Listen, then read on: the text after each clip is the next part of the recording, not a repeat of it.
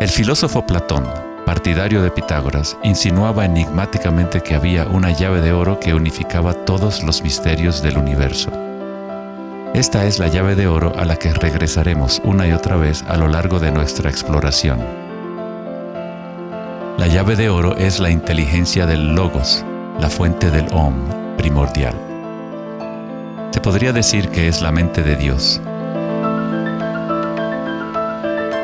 Con nuestros limitados sentidos, estamos observando solo la manifestación externa de la mecánica oculta de la autosemejanza. La fuente de esta simetría divina es el misterio más grande de nuestra existencia. Muchos de los pensadores monumentales de la historia, como Pitágoras, Kepler, Leonardo da Vinci, Tesla y Einstein, han llegado al umbral del misterio. Einstein dijo: "Lo más bello que podemos experimentar es lo misterioso. Es la fuente de cualquier arte y ciencia verdadera". Aquel que no conoce esta emoción, que no hace pausa para maravillarse y quedarse absorto en admiración, es como si estuviera muerto. Sus ojos están cerrados. Estamos en la posición de un niño pequeño entrando a una gran biblioteca llena de libros en muchos idiomas diferentes. El niño sabe que alguien debe haber escrito esos libros. No sabe cómo. No entiende los idiomas en que están escritos. El niño sospecha ligeramente que hay un orden misterioso en la disposición de los libros, pero no sabe cuál es. A mí me parece que esa es la actitud, inclusive del ser humano más inteligente, hacia Dios. Vemos un universo maravillosamente ordenado que obedece ciertas leyes. Nuestras mentes limitadas no pueden comprender la misteriosa fuerza que mueve las constelaciones. Todo científico que observa detenidamente el universo y todo místico que observa profundamente su interior se encuentra tarde o temprano, cara a cara, con la misma cosa: la espiral primordial.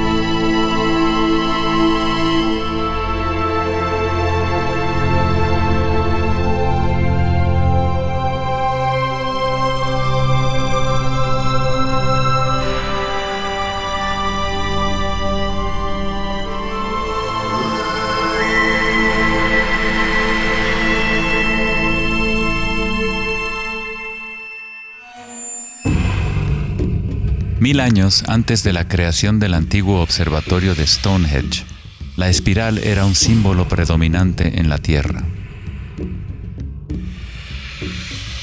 Las espirales antiguas se pueden encontrar por todas partes del mundo.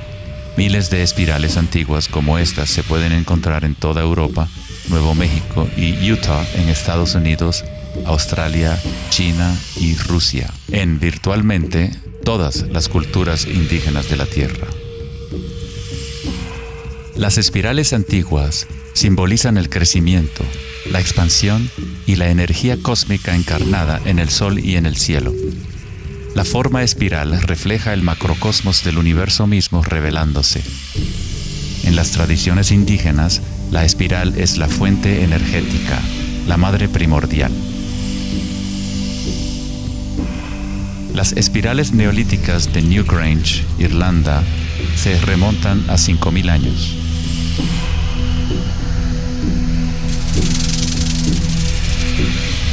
Tienen 500 años más que la Gran Pirámide de Giza y son igual de enigmáticas ante los observadores modernos. Las espirales se remontan a una época en la historia en donde los humanos estaban más conectados con la Tierra, con los ciclos y las espirales de la naturaleza. Una época en que los seres humanos se identificaban menos con los pensamientos. La espiral es lo que percibimos como la fuerza de torsión en el universo. El prana, o fuerza creativa, hace girar a Akasha en una secuencia de formas sólidas. Se encuentra en todos los niveles entre el macrocosmos y el microcosmos, desde las galaxias espirales hasta los sistemas meteorológicos, el agua en tu bañera y tu ADN.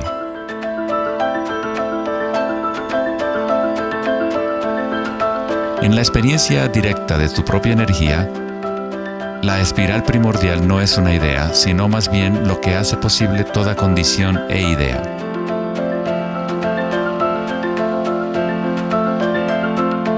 Varios tipos de espirales y hélices se encuentran en todo el mundo de la naturaleza. Caracoles,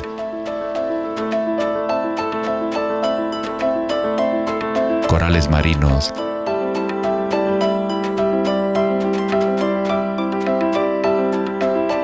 telarañas,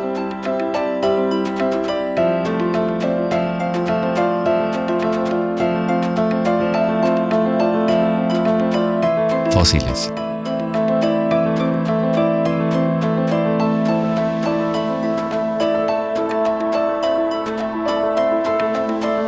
En las colas de los caballitos de mar,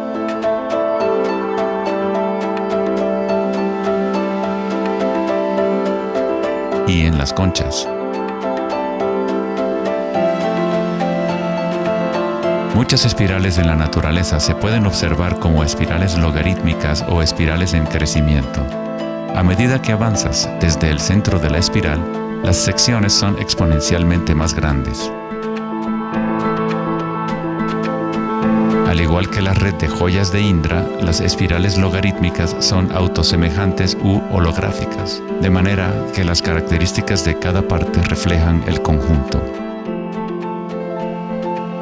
Hace 2400 años, en la antigua Grecia, Platón consideraba la proporción geométrica continua como el vínculo cósmico más profundo. La sección áurea, o número áureo, o proporción divina, era el secreto más grande de la naturaleza. La sección áurea puede expresarse como la relación de A más B a es igual a la relación de A B. Para Platón, el alma del mundo se vincula en una sola resonancia armónica. El mismo patrón pentagonal que existe en una estrella de mar o en una rebanada de quimbombo se puede observar en la trayectoria del planeta Venus trazada en el cielo nocturno durante un periodo de 8 años.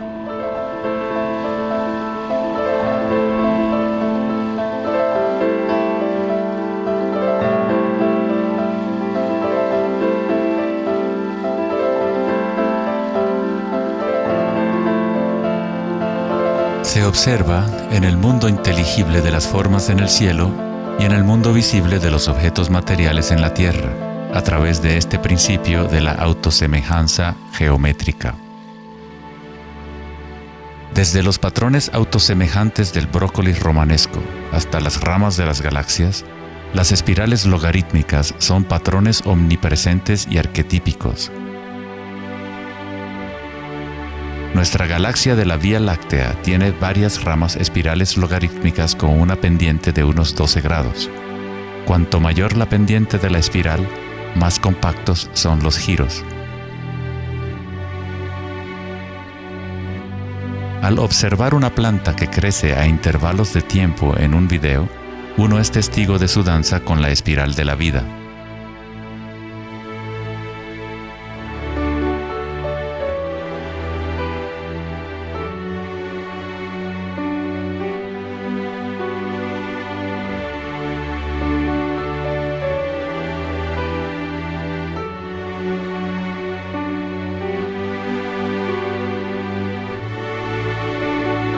Una espiral dorada es una espiral logarítmica que crece hacia afuera, siguiendo el factor de la sección áurea.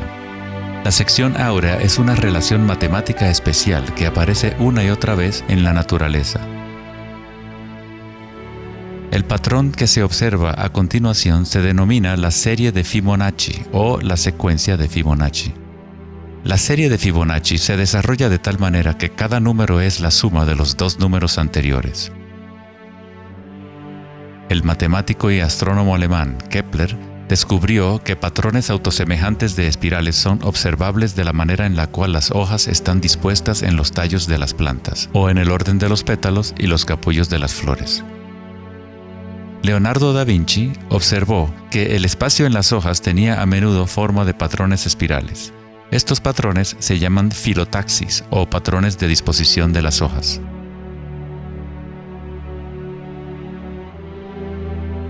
La disposición filotaxis se puede observar en los nucleótidos independientes del ADN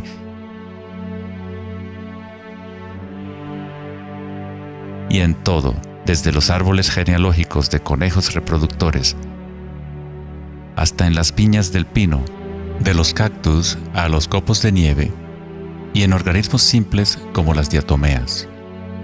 Las diatomeas son uno de los tipos más comunes de fitoplancton, organismos unicelulares que sirven de alimento a numerosas especies en la cadena alimenticia.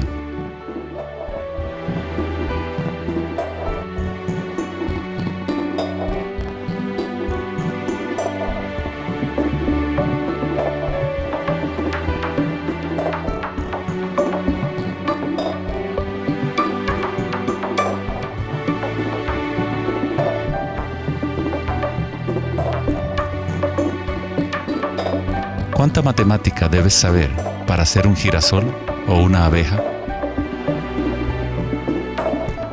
La naturaleza no consulta al departamento de física para producir un brócoli. La estructura en la naturaleza ocurre automáticamente.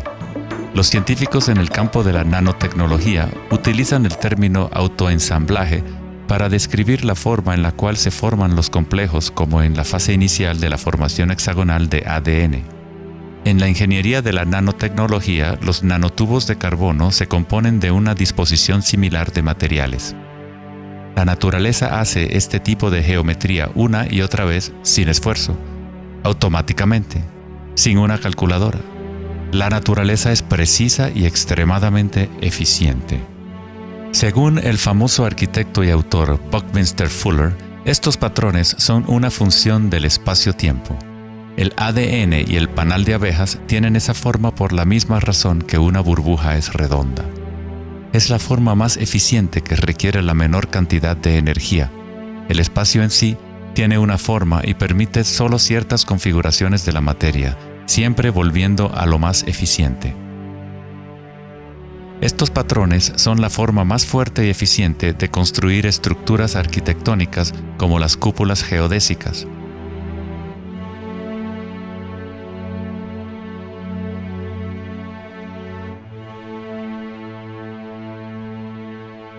Los patrones de espirales logarítmicas permiten la exposición máxima de las plantas a los insectos para la polinización. La máxima exposición a la luz solar y la lluvia que les permite llevar el agua de manera eficiente y en espiral hacia sus raíces. Las aves rapaces utilizan el patrón de espiral logarítmica para acechar a su próxima presa. Volar en espiral es la forma más eficiente de cazar.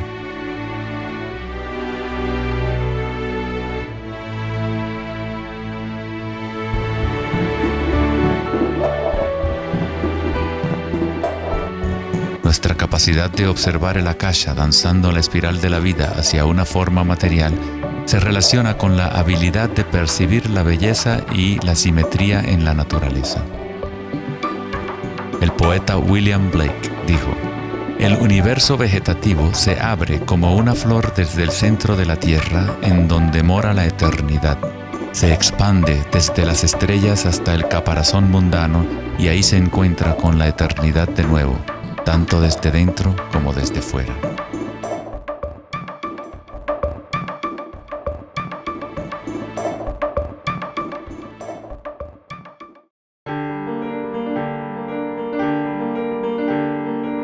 El estudio de los patrones en la naturaleza no es algo familiar en el mundo occidental, pero en la antigua China, esta ciencia es conocida como Li.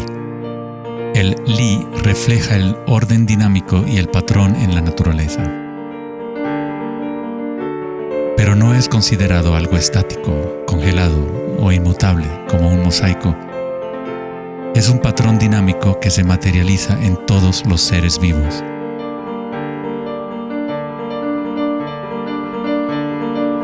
Las arterias de las hojas, las marcas de las tortugas y los patrones de vetas en las rocas son todas expresiones del lenguaje secreto de la naturaleza y del arte.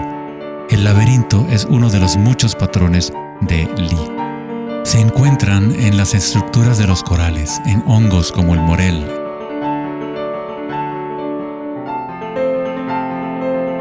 frijoles y en el cerebro humano. El patrón celular es otro patrón común en la naturaleza. Existe una gran variedad de diferentes estructuras celulares, pero todas tienen un orden similar definido según su propósito y función.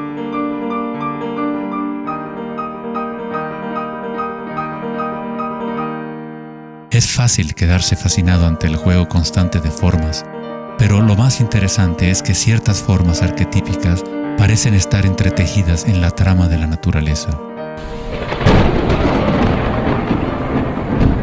El patrón de ramificación es otro patrón Lie, o modelo arquetípico observable en todos los niveles y en todas las escalas fractales.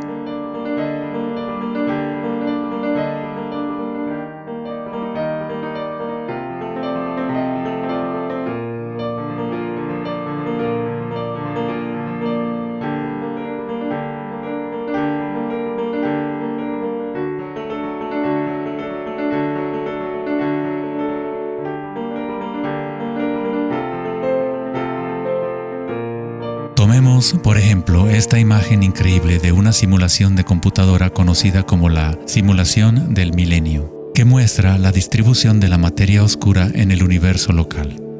Fue creada por Max Planck Society en Alemania.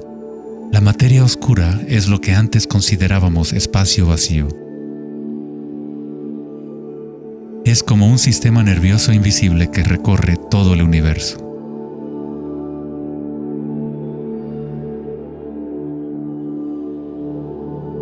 El universo es literalmente como un cerebro gigante.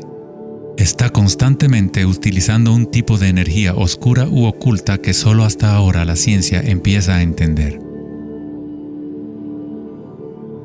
A través de esta red inmensa, la insondable energía se mueve proporcionando el impulso para la expansión y el crecimiento del universo.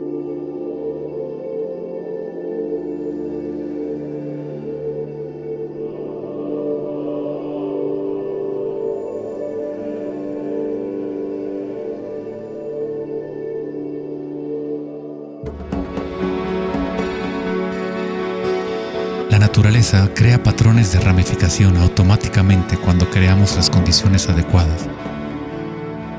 La naturaleza es una máquina generadora de arte o un motor creador de belleza. Aquí, la electricidad se utiliza para hacer crecer las ramas de cristal plata. El metraje es en intervalos de tiempo a medida que crecen durante varias horas. Los cristales se forman sobre el cátodo de aluminio cuando los iones se depositan por electrólisis a partir de una solución de nitrato de plata. La formación es autoorganizadora. Estás viendo arte generado por la propia naturaleza. Johann Wolfgang von Goethe dijo: "La belleza es una manifestación de las leyes secretas de la naturaleza, que de otra manera estarían ocultas para nosotros por siempre". En este sentido, todo en la naturaleza está vivo, organizándose a sí mismo. Cuando se usa alto voltaje en la ramificación fractal, esto se vuelve todavía más obvio. Está sucediendo en tiempo real.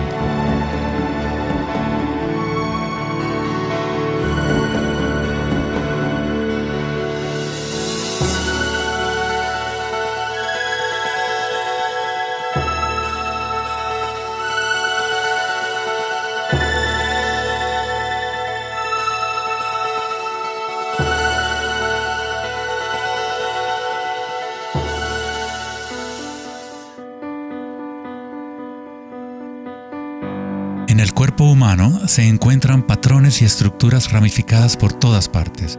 Son, por supuesto, el sistema nervioso de la medicina occidental. Pero en la medicina china, ayurvédica y tibetana, los meridianos de energía son un componente esencial para entender cómo funciona el cuerpo. Los nadis o meridianos de energía forman estructuras ramificadas. Una autopsia no revelará los chakras o nadis, pero eso no quiere decir que no existen. Es necesario refinar las herramientas que usamos para poder observar. En primer lugar, debes aprender a acallar tu mente. Solo entonces podrás ver estas cosas primero en tu interior. En En la teoría eléctrica, cuanta menos resistencia haya en un cable, más fácilmente puede transportar energía.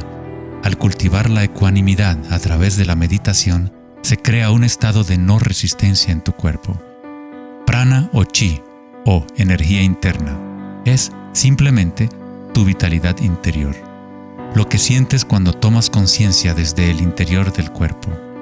Los hilos sutiles de tu cuerpo que transportan el prana, los nadis, logran mover más y más energía pránica a través de los chakras. El cableado se hace más fuerte a medida que lo usas, pues permites que la energía fluya. Donde quiera que haya conciencia, el chi o energía comenzará a fluir y prosperarán las conexiones físicas. En el sistema nervioso y el cerebro, los patrones físicos de cableado se establecen por repetición. Si prestas atención continuamente a lo que está en tu interior y reduces la resistencia a las sensaciones que están experimentando, incrementas tu capacidad energética.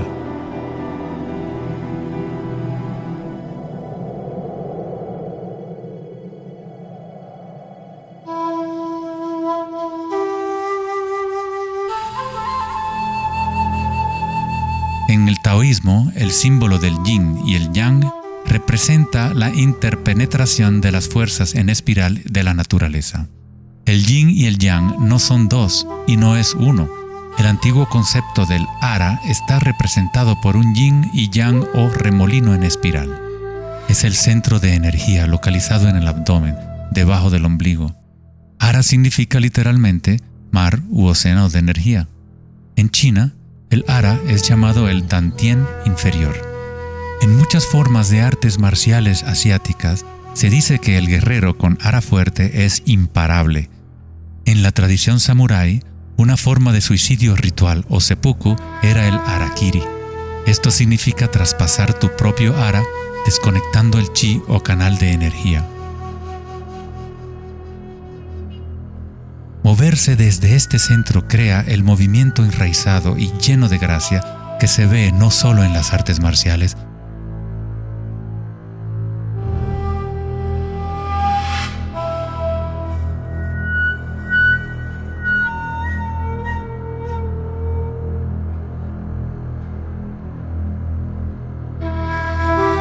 sino en grandes golfistas, bailarinas de danza del vientre.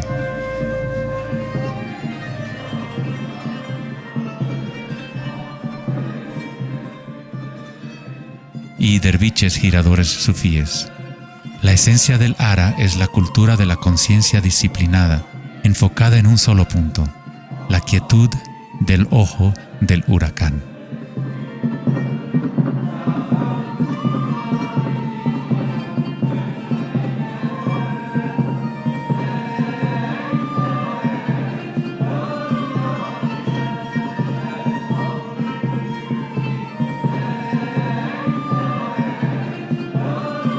Es el instinto de nuestras entrañas con relación a nuestra propia fuente de energía.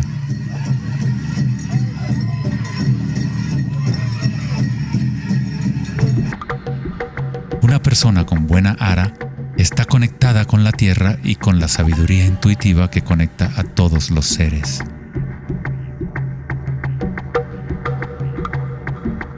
Pensar con tu vientre, el ara de Kengasai, es conectarte con tu sabiduría interior.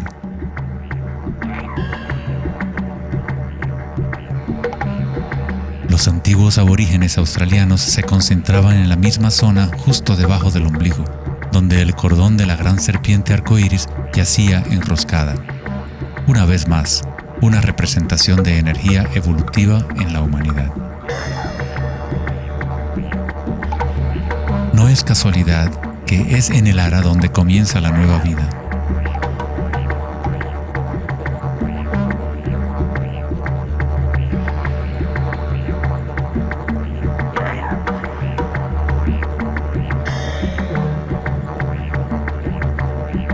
El sistema nervioso entérico, a veces llamado cerebro intestinal, es capaz de mantener una matriz compleja de conexiones similares a las del cerebro en la cabeza, con sus propias neuronas y neurotransmisores. Puede actuar de forma autónoma, es decir, con su propia inteligencia. Se podría decir que el cerebro intestinal es una versión fractal del cerebro de la cabeza, o tal vez el cerebro de la cabeza es una versión fractal del cerebro intestinal. Un oso sano tiene un ara fuerte. Cuando un oso sabe dónde hurgar para encontrar hierbas, sigue el movimiento del chi a través de sus sentidos, centrando en el ara o vientre. Esta es la conexión del oso con la cabaña de los sueños, el lugar en las tradiciones indígenas de donde proviene todo el conocimiento y regresa hacia la espiral de la vida. Pero, ¿cómo conocían los antiguos pueblos la espiral si la ciencia moderna está apenas empezando ahora a reconocer su importancia? Pregúntale a las abejas. Ellas no se han olvidado de amar. Las abejas tienen una conexión especial con la fuente como parte de un sistema simbiótico que ayuda a la belleza y a la diversidad a florecer. Son un puente entre el macrocosmos y el microcosmos. Hay un corazón que nos conecta a todos, como una mente colectiva, por llamarla así. Al igual que un cerebro abierto, la colmena envía sus sueños al mundo para manifestarse.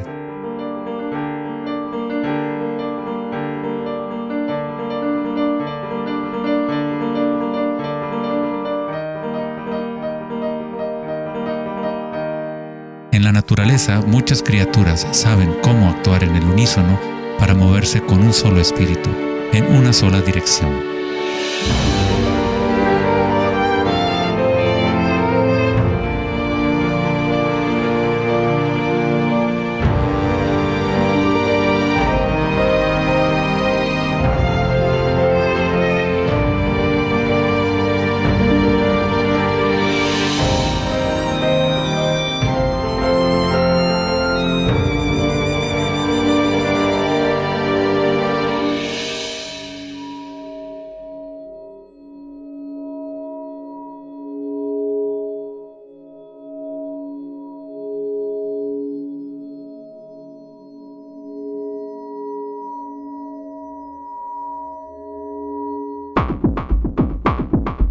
Pero no todos se benefician de las otras especies a su alrededor.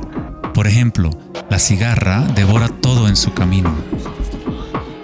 Una cigarra no tiene ninguna otra opción que actuar como cigarra. Nunca va a producir miel ni a polinizar plantas como una abeja. El comportamiento de una cigarra es rígido, pero un ser humano es único en el sentido de que podemos actuar como una abeja o como una cigarra. Tenemos la libertad de cambiar y manipular los patrones de la forma en que interactuamos con el mundo. Podemos existir en simbiosis o como parásitos.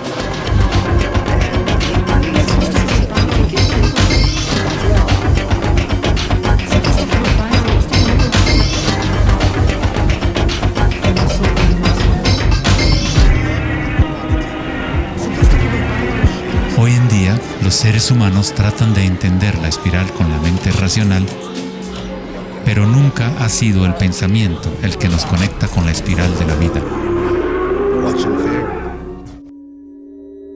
Siempre hemos estado conectados.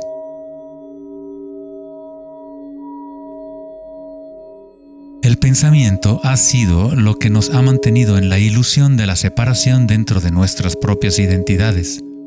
El pensamiento es la creación de la separación, la experiencia de limitación. Cuanto más nos alineamos con el pensamiento, más nos alejamos de la fuente. Las culturas antiguas menos orientadas al pensamiento se alineaban con la espiral de una manera más directa y personal de lo que nosotros hacemos hoy en día.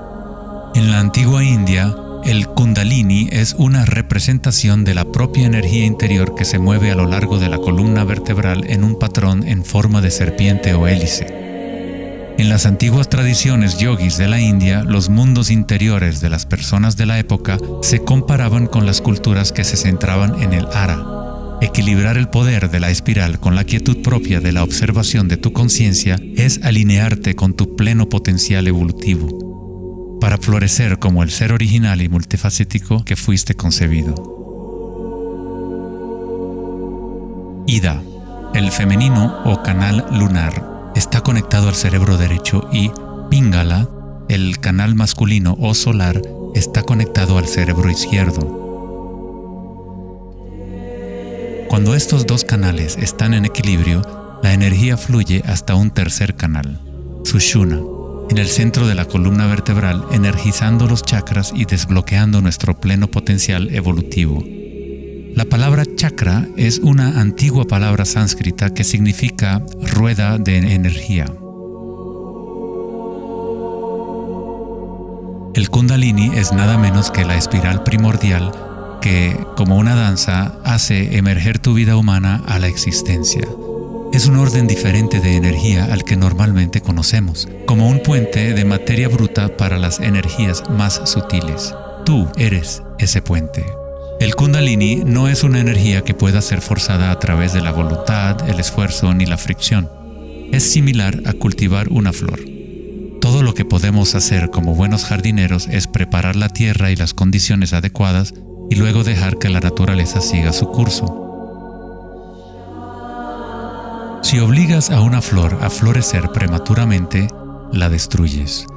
La flor crece con su propia inteligencia, con su propia guía de organización. La mentalidad egoica que se obsesiona con el mundo exterior es lo que te impide experimentar tu verdadera naturaleza vibratoria. Cuando la conciencia se vuelca hacia el interior, se asemeja a los rayos del sol y comienza a florecer el loto interior.